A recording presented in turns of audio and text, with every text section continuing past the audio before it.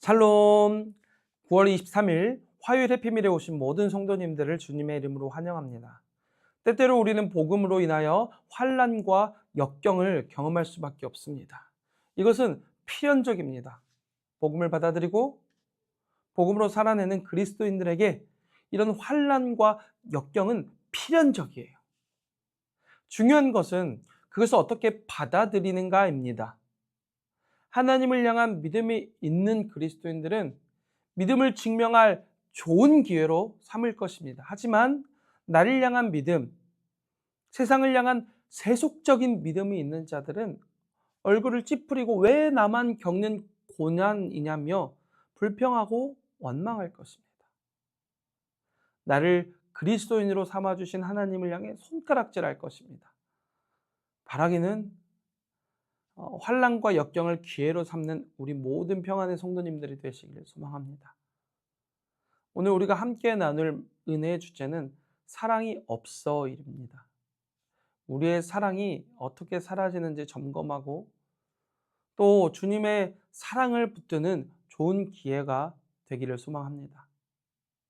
말씀은 사도행전 21장 27절에서 36절까지 말씀입니다. 그 이래가 거의 참에 아시아로부터 온 유대인들이 성전에서 바울을 보고 모든 무리를 충동하여 그를 붙들고 외치되 이스라엘 사람들아 도우라! 이 사람은 각처에서 우리 백성과 율법과 이곳을 비방하여 모든 사람을 가르치는 그 자인데 또 헬라인을 데리고 성전에 들어가서 이 거룩한 곳을 더럽혔다! 이는 그들이 전에 에베소 사람 드로비무가 바울과 함께 시내에 있음을 보고 바울이 그를 성전에 데리고 들어간 줄로 생각함이로라. 온 성이 소동하여 백성이 달려와 모여 바울을 잡아 성전 밖으로 끌고 나가니 문들이 곧 닫히더라. 그들이 그를 죽이려 할 때에 온 예루살렘이 요란하다는 소문이 군대의 천부장에게 들리매 그가 급히 군인들과 백부장들을 거느리고 달려 내려가니 그들이 천부장과 군인들을 보고 바울 치기를 그치는지라. 이에 천부장이 가까이 가서 바울을 잡아 두 쇠사슬로 결박하라 명하고 그가 누구이며 그가 무슨 일을 하였느냐 물으니 무리 가운데서 어떤 이는 이런 말로 어떤 이는 저런 말로 소리치거늘 천부장이 소동으로 말미암아 진상을 알 수 없어 그를 영내로 데려가라 명하니라. 바울이 층대에 이를 때에 무리의 폭행으로 말미암아 군사들에게 들려가니 이는 백성의 무리가 그를 없이하고자 외치며 따라가미러라.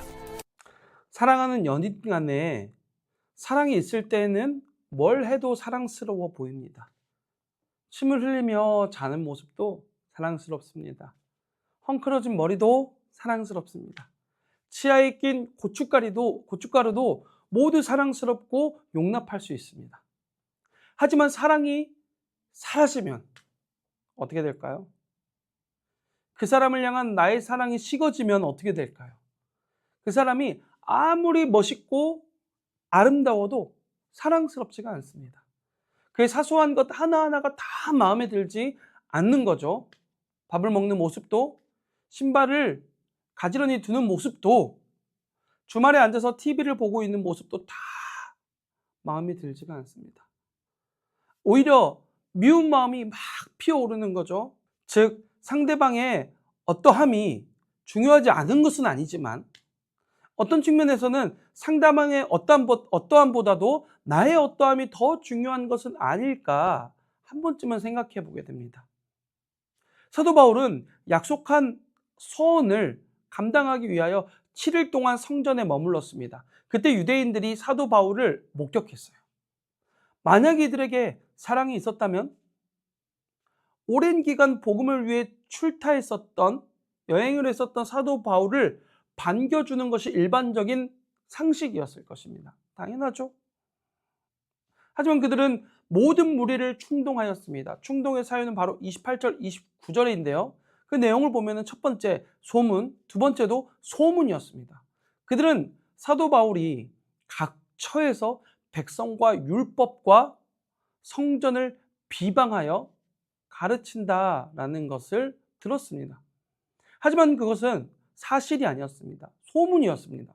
사도 바울은 율법을 망가뜨린 적도 없고 그의 백성들을 못 사길 굴지도 않았습니다. 도리어 그는 유대인 편에서 그리스도인들을 박해했던 좋지 못한 과거만 있었을 뿐입니다.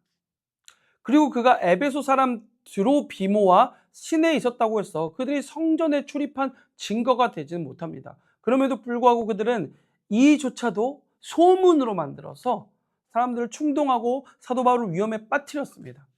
하지만 하나님께서는 때마침 천부장을 그곳에 예비하사 유대인들로부터 바울을 지켜주셨습니다.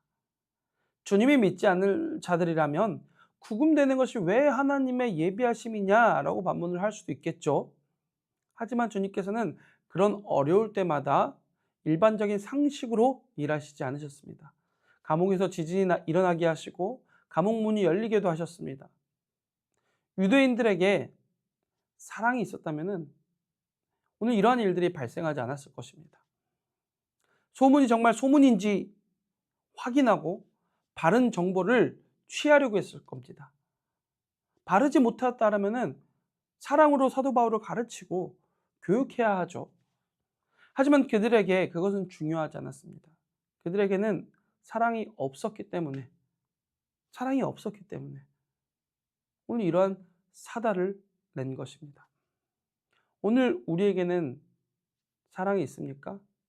나의 배우자, 자녀, 부모님, 그리고 직장 동료들을 위하여 여러분 사랑이 있으십니까?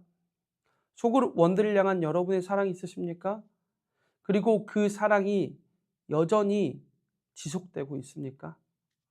바라기는 그들을 향한 사랑이 풍성하기를 소망합니다.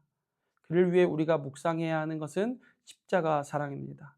십자가 사랑이야말로 교만하고 이기적이고 또 한시적인 우리들의 사랑을 치유하고 또 우리들의 사랑을 움직이게 하는 원동력이 되는 줄 믿습니다.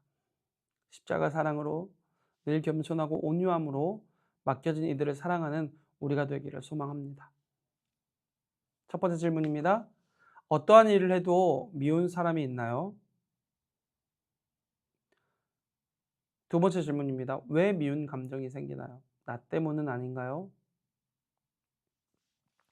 하나님 아버지 감사합니다. 오늘 우리를 구원하여 주신 것뿐만 아니라 사랑으로 보듬어 주셔서 주님의 사랑을 우리도 행하여 볼 수 있도록 연습해 볼 수 있도록 은혜를 베풀어 주심에 감사합니다. 그리고 그 대상들을 우리에게 허락하여 주심에 감사합니다. 하나님 그런데 우리는 그 사랑을 열매 맺지 못할 때가 참으로 많이 있습니다. 내 정욕에 따라서 내 욕심에 따라서 내 죄에 따라서 그 사랑을 잘못 이해하고 잘못 표출해 버릴 때가 참 많이 있습니다. 하나님 은혜를 베풀어 주시옵소서. 오늘 우리에게 맡겨진 자들을 나의 정욕과 죄성으로 감당하는 자들이 아니라 우리를 사랑하여 주신 그 예수 그리스도의 십자가 사랑으로 그들 또한도 우리가 사랑하고 사랑이 있음을 나타내는 그러한 참된 그리스도인 될 수 있도록 은혜를 베풀어 주시옵소서. 예수 그리스도의 이름으로 기도드립니다. 아멘.